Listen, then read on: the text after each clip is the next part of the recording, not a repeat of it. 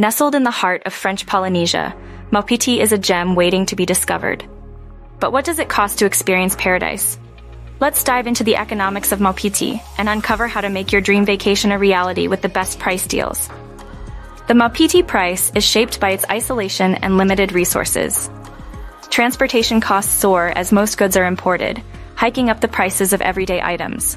Fuel prices, port fees, and taxes further inflate the cost of living, making Maupiti an intriguing study in economics. For businesses, setting the right price is a delicate balance, crucial for survival in Maupiti's unique market.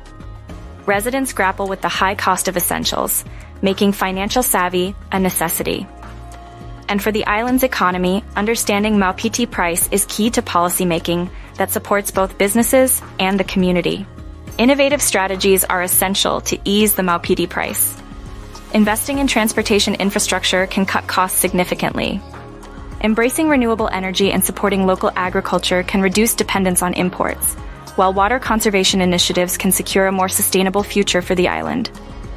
Maupiti's future hinges on its ability to embrace sustainability and innovation.